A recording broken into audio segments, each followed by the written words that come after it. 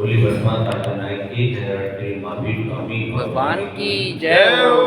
आचार्य समर्थवत्याचार्य मामराज की जय हो। वाणी माता की जय हो। जैन धर्म की जय हो। पंच परमेष्ठी भगवान की जय हो। शांतिनाथ भगवान के पूर्ण भवों का वर्णन चल रहा है और यहाँ पर धनरथ तीर्थंकर के मेघरथ नामक पुत्र हुए हैं शांतिनाथ भगवान और उनके भाई हैं दृढ़भद्र। अब एक दिन ऐसी कथा सुना रहे हैं, दो मुर्गों की लड़ाई चल रही है। तो धनरथ चक्र तीर्थंकर ने अपने पुत्र मेघरथ से पूछा, ये मेघरथ तो बहुत ज्ञानी हो, ये दोनों ये मुर्गे इतनी भीषण युद्ध कर रहे हैं कि एक दूसरे को जान से मार देना चाहते हैं, इसके पीछे क्या कारण है? तो वो अवध ज्ञान से अपने पूर्व भव का ज्ञान बता रहे हैं कि देखो एक पिताश्री, ये पूर्व भव में दोनों भाई वैश्य थे, क्योंकि मूर्ख थे और ज्ञान नहीं था तो गाड़ी मार का काम करते थे। और एक दिन एक बैल के पीछे दोनों लड़ाई हुई और दोनों लड़ते लड़ते एक दूसरे को जान से मार दिया। उसके बाद ये दोनों मरकर फिर उन्हें क्या हुए, दोनों मर गए और महापाप से कांचन नदी कारण वेद वर्ण और ताण फड़ नाम के हाथी हुए। हाथी हाथी हाथी दोनों दोनों दोनों मरने के बाद और फिर दोनों हाथी बहुत ही क्रोधी थे, मदोन्मत्त थे, बलवान थे, पहले जन्म की शत्रुता और उनके हृदय में भरी हुई थी। देखो जो महाक्रोध करते हैं उनकी क्या दुर्गति होती है। वहाँ भी पहले जन्म के वैर के संस्कार से दोनों क्रोधित होकर लड़ने लगे और अपने अपने मजबूत दांतों से एक दूसरे को चोट पहुंचाने लगे, परस्पर एक दूसरे की चोट से दुखी होकर दोनों मर गए।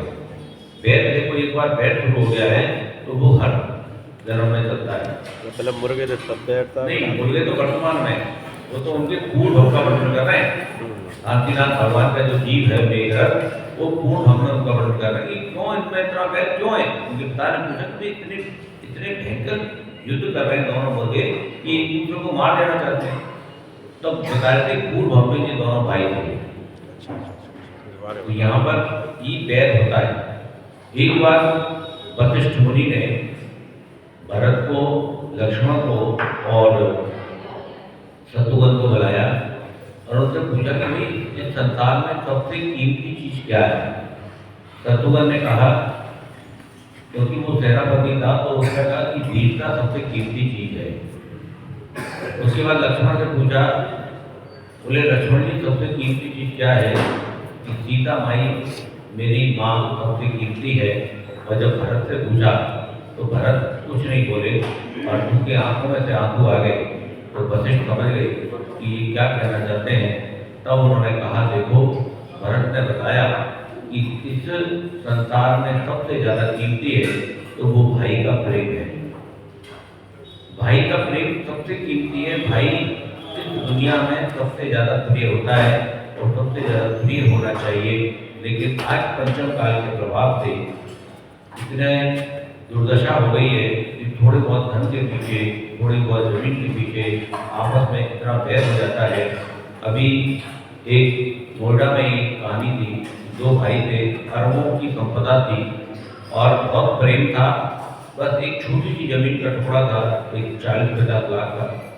अब जब दोनों में बैठ के चर्चा हो रही थी तो बात इतनी बढ़ गई कि दोनों के में मारपीट होने लगी और दोनों के जो बॉडीगार्ड थे उन्होंने उसको मार दिया और उसके बॉडीगार्ड ने उसको मार दिया और पूरा परिवार तमाम हो गया। तो ऐसी भी कथाएं हैं। भाई का प्रेम, जब ये कथा चल रही थी, कथावाचक कथा सुना रहा था तो वहाँ पर एक व्यक्ति, अब देखो इसका पॉजिटिव भी है, वहीं एक व्यक्ति बैठा हुआ था। वो दो भाई थे, उनके पास भी सैकड़ों बीघा जगह थी, लेकिन किसी बात पर दोनों में कुछ विवाद हुआ तो दोनों में बोलचाल बंद हो गई, आना जाना बंद हो गया। एक भाई बहुत दूर बॉम्बे की तरफ जाकर रहने लगा। लेकिन ये कथा सुनते सुनते जो दूसरा भाई जब ये कथा सुन रहा था उसका इतना हृदय परिवर्तन हुआ कि वो उसी समय उसका आंखों में आंसू आए और वो पृथ्वी से घर गया। जमीन जायदाद के सारे कागज लेके अपने पूरे परिवार को गाड़ी में भरकर उस भाई के पास गया, उससे क्षमा मांगी, गले मिला, बोला जिस जगह की कागज रखे हुए हैं, जो जगह तुझे पसंद है तू ले ले, लेकिन जो अपने बीच का वैर है, अपने बीच का जो द्वंद्व है, जो कसाय पैदा हो गई है, ये सब समाप्त कर दो, क्योंकि संसार में कुछ भी जाने वाला नहीं है। यदि जाने वाला है या तो पुण्य जाता है या ये पैर भाव जाते हैं। इसलिए इन चीज़ों का ध्यान रखना चाहिए। छोटी छोटी बातों पर मन प्रार्थना करके वात्सल्य आपस में प्रेम भाव सद्भाव बना रहना चाहिए। ये कथा हमें यहाँ पर यही को समझा रही है। उसके बाद दोनों हाथी लड़ते लड़ते फिर मृत्यु को प्राप्त हुए और अयोध्या के रहने वाले नंदी मित्र के यहाँ ग्वालियों की भैंसों में थे। दोनों भाई बनकर क्या हुए? भैंसा हुए। भैंसा ऐसा अभी पहले मुर्गे फिर हाथी, पहले तो भाई थे, फिर हाथी हुए, फिर भैंसा हुए हैं। और फिर दोनों ने फिर जैसे एक दूसरे को देखा और भैंस चला रहा है, तीव्र कसाय है दोनों के अंदर, और दोनों ने एक दूसरे को देखा और अपनी सींगों से एक दूसरे को मारना शुरू किया और फिर दोनों मरण को प्राप्त हुए। और फिर ये दोनों मरकर शक्तिसेन नाम के यहाँ वज्रसेन, और अभी ये कौन होंगे? वज्रसेन और वज्रसरी के शक्तिसेन और वज्रसेन नाम के भेड़ा हुए। मेड़ा होते हैं ना, मेड़ा की मेड़ा। जानवरी, अरे भेड़ का जानवरी होता है, जानवरी तो होता है। भेड़ का, हाँ मेड़ा बोलते हैं ना उसको, जो भेड़ चराने वाला होता है। अरे नहीं, भेड़ जानवरी होता है। भेड़ तो पुल्लिंग जो होता है, मेड़ा बोलते हैं ना उसको। मतलब भेड़ कोई भेड़ ले लेगी क्या? भेड़ तो नहीं, भेड़ का भेड़ होता है ना, तो मेड़ा बोलते हैं। कहते ना भेड़ ले ले। तो दोनों मेड़ा हुए और मेड़ा होकर दोनों की दोनों जैसे सामने आए और फिर दोनों में द्वंद्व हुआ और फिर दोनों मरे और दोनों मुड़के अपने मुर्गे हुए। अब देखो कितने जन्म हो गए? पहले बनिया वैश्य थे, फिर क्या हुए? हाथी हुए, फिर बैल हुए और फिर भैंसा हुए, भैंसा के बाद मेढ़ा हुए और मेढ़ा के बाद अभी ये मुर्गे हुए। कितने कसाय के बलीभूत होकर बार बार तीर्थ गति में जन्म ले लिया है। इसलिए हे राजन, ये निश्चित ही पहले जन्म के संस्कार से मनुष्यों की शत्रुता और मित्रता दोनों भवों तक चली आती है। अब एक तरफ तो शांतिनाथ भगवान और शांतिनाथ भगवान के जो भाई हैं यहाँ पर जो बने हैं, मेघरथ और दृढ़रथ, इनमें 8 भवों से प्रेम चला आ रहा है और कभी आगे तक प्रेम चलेगा। पर एक तरफ कमठ और पार्श्वनाथ के जीव थे, 10 कमठ तक बैठ करा, तो दोनों में कितना अंतर है, ये सब कुछ साथ में जाता है, ये हमें समझना चाहिए। इसलिए हे राजा, बुद्धिमान लोगों को प्राण नाश होने पर किसी भी हीन या नीम के साथ अंत एक दुख देने वाला वैर कभी नहीं करना चाहिए। अब ये कथा हमें क्या करना समझ आ रही है? ये कथा ये समझा रही है, यदि वह में आपका किसी से बैर हो गया है तो आप उस बैर को यही समाप्त कर लें और ये एक कॉपी पर लिख लें कि आदमी से मेरा बैर चल रहा है और मुझे जब मृत्यु हो जाए, मृत्यु से पहले इससे बैर खत्म करना है। और नहीं किया तो वो डेबिट क्रेडिट जैसे बैंक अकाउंट चलता रहता ना, ऐसे ही वो बैंक खाता चलता है। आज ही लिस्ट बना लो। हाँ बिल्कुल, लिस्ट बना के रखो। इस प्रकार नहीं उन दोनों लोगों के पहले जन्म से ज्यादा कहकर कभी सभासदों को आश्चर्य कर दिया। जब मेघरथ ने शांतिनाथ भगवान के जीव ने जब सबको मुर्गों की कथा सुनाई तो जितने भी दरबारी बैठे थे वो आश्चर्यचकित रह गए। इसके बाद जो मेघरथ कहने लगे, इन दोनों मुर्गों के लड़ते समय अनेक विद्याधर निपुण 2 विद्याधर आपके इतने से प्रसन्न होकर यहाँ पर बैठे हैं। ये विद्याधर कौन है? अब यहाँ 2 विद्याधर भी आकर बैठे हैं।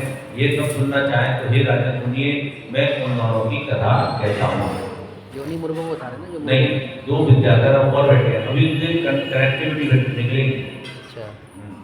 इस जम्बूद्वीप के भरत क्षेत्र के विजयात की शुद्ध श्रेणी में एक गणतंत्र नगर है। विजयात पर्वत में समझाया था कि जो भरत क्षेत्र में 6 खंड है और 6 खंड में जब 3 खंड होते हैं तो उनके बीच में विजयात पर्वत होता है। विजयात पर्वत की 3 कटनी है। पहली कटनी में पूर्व और पश्चिम में एक तरफ 50 नगरी है, एक तरफ 60 नगरी है। इस तरह विद्याधरों की वह नगरी है। उसमें से एक नगरी जनकपुर नगर है। उसमें कुंभकर्ण के उदय से गरुड़ वेग नाम का विद्याधर राज करता था। उसकी सुंदर मुखी रानी का नाम गति था।